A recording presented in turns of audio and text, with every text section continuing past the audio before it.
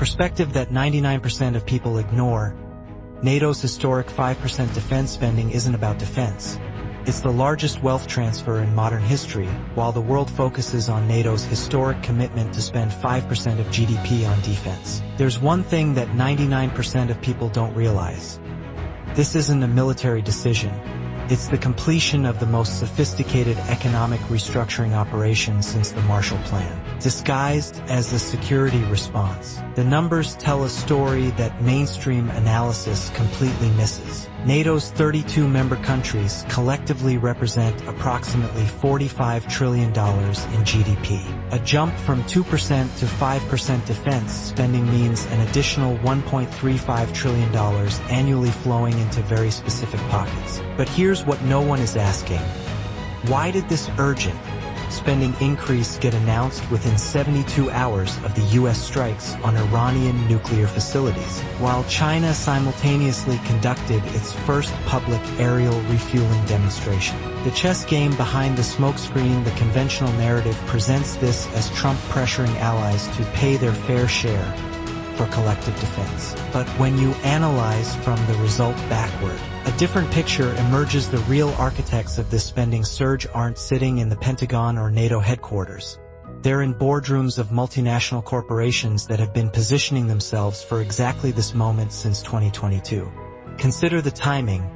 June 22, 2025, U.S. strikes Iranian nuclear facilities. June 24-25, 2025, NATO commits to unprecedented defense spending. June 25, 2025, China demonstrates long-range power projection capabilities. This isn't coincidence.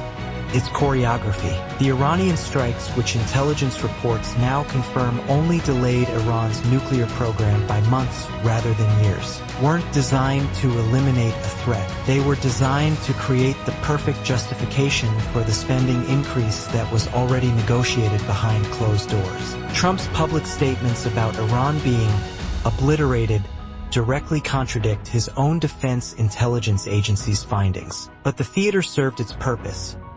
European leaders could return home explaining why they had no choice but to dramatically increase defense budgets. The silent winners follow the money backwards while everyone debates military strategy. The real beneficiaries are operating in plain sight. The defense spending increase breaks down as 3.5% for core defense and 1.5% for dual-use infrastructure. But this seemingly technical distinction reveals the true scope of the operation. The dual-use infrastructure category is where the real money flows. Adapting roads, bridges, ports, and energy infrastructure for military use means essentially rebuilding Europe's entire industrial base under the guise of security. This creates a perfect mechanism for massive public spending on private infrastructure projects, with defense contractors partnering with construction giants, technology companies, and energy firms. The rare earth metals market provides the clearest example of how this system works. The spending surge requires massive quantities of lithium, cobalt, and rare earth elements for advanced weapon systems, sensors, and communications equipment. But here's the crucial detail. The primary suppliers of these materials aren't NATO countries. China controls 60% of global rare earth production, while the Democratic Republic of Congo dominates cobalt mining. This means NATO's historic defense spending increase will actually strengthen the supply chains of geopolitical rivals. The historical pattern, few recognize this dynamic, isn't new. It's the modern version of what happened during the 1980s Reagan military buildup. The pattern is always the same.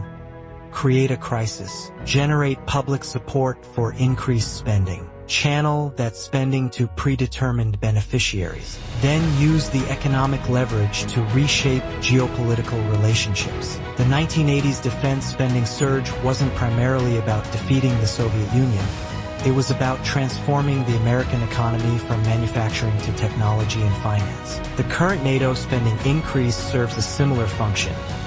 It's the mechanism for transitioning European economies from their post-Cold War peace dividend model to a permanent war economy integrated with American defense and technology systems. Spain's exemption from the 5% target, quickly accepted by NATO leadership, reveals how the system actually works. Spain's defense industry has limited integration with the broader NATO-American complex, so forcing Spanish compliance wouldn't benefit the key players. The exemption isn't diplomatic flexibility, it's business logic. The energy dimension everyone misses. The most overlooked aspect of this defense spending surge is its energy implications. The 1.5% dual-use infrastructure spending includes massive investments in energy security, pipeline protection, and grid hardening. But analyzing the actual contracts and procurement patterns reveals something extraordinary. This spending is creating a parallel energy system designed to operate independently of current global supply chains. This isn't preparation for potential future disruptions. It's preparation for planned disruptions. The infrastructure being built assumes that current energy trade relationships will be severed, most likely through escalating sanctions regimes or direct conflicts that disrupt critical choke points like the Strait of Hormuz. The GPS jamming incidents in the Strait of Hormuz, mentioned in current intelligence reports, aren't random harassment. They're testing the response systems that will be activated when the new energy infrastructure is ready to replace current supply chains. China's strategic patience reveals the real timeline. China's timing of its first public aerial refueling exercise isn't coincidental. It's strategic communication. By demonstrating enhanced long-range power projection capabilities precisely when NATO commits to massive defense spending, Beijing is signaling that it understands the real game being played. The aerial refueling capability means China can now project power far beyond its immediate region, potentially reaching Africa, the Middle East, and even Europe. But more importantly, it signals that China is ready to activate its own version of the spending surge, forcing Asian and African partners to increase their defense capabilities through Chinese systems. This creates a self-reinforcing cycle.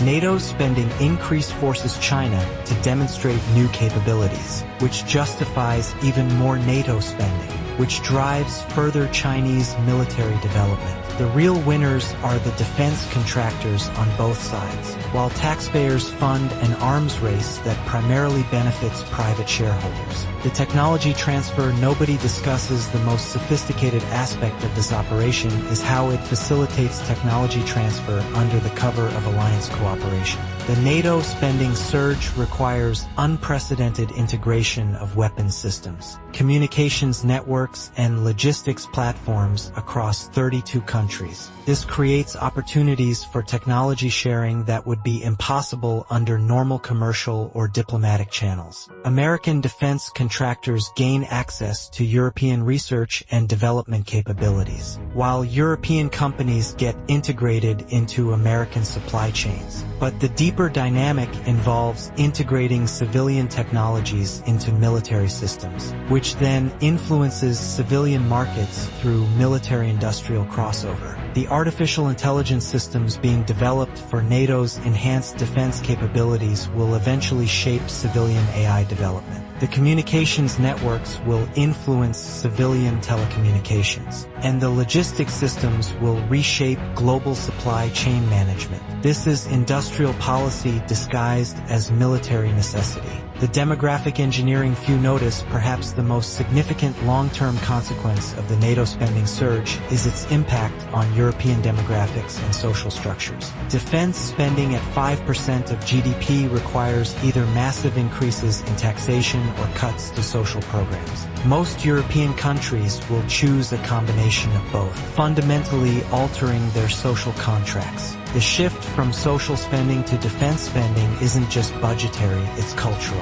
European societies built around comprehensive social safety nets and peaceful international relations are being restructured around permanent security concerns and military priorities. This represents the most significant transformation of European political culture since the formation of the European Union. The labor market implications are equally profound. Defense industries require different skill sets than the service and knowledge economies that dominated European growth for the past 3 decades. The spending surge will drive a massive reallocation of human capital from civilian to military-related industries, fundamentally changing European economic structures. The financial architecture behind the scenes, the financing mechanisms for this spending surge reveal another layer of the operation. Most European countries will need to issue new debt to fund the increased defense spending, creating opportunities for financial institutions to profit from government borrowing while helping to reshape sovereign debt markets. The debt issuance will likely be coordinated through NATO's financial mechanisms and American bond markets, creating new forms of financial dependence that complement the technological and strategic integration. Countries that can't meet the spending targets through normal budgetary processes will need to access international capital markets, further integrating their economies with global financial systems controlled by NATO's dominant powers. The prediction that will shock everyone if this analysis is correct. We will witness the emergence of a new form of economic military alliance within the next 18 months that makes NATO's current structure look like a preliminary agreement. The defense spending surge isn't the end goal. It's the foundation for creating integrated economic military zones where traditional boundaries between civilian and military economies disappear. The model being created in Europe will be exported to other regions facing security challenges, creating a global network of militarized economies integrated through common defense contractors, financial systems, and technological platforms. This isn't the return of the Cold War. It's the creation of something entirely new. A permanent war economy that operates through market mechanisms rather than state control. The truth behind the smoke of information when you step outside the chessboard and look at the whole picture. NATO's historic defense spending commitment isn't about responding to threats. It's about creating the economic and political structures that will define the next phase of global capitalism. The threats are real, but they're also carefully cultivated to justify transformations that were planned long before they became necessary. The ultimate irony is that this system requires periodic crises to maintain public support for the spending levels needed to sustain it. This means the security being purchased through defense spending actually depends on maintaining the insecurity that justifies it. We're not witnessing preparation for war. We're witnessing the construction of a system where the possibility of war becomes the foundation of economic organization. The next 18 months will reveal whether this transformation can be completed smoothly through managed crises and diplomatic theater, or whether the contradictions built into the system will produce genuine conflicts that escape the control of their architects. Either way, the silent winners have already secured their positions, and the rest of us are left to navigate a world where the line between security and profit has been permanently erased.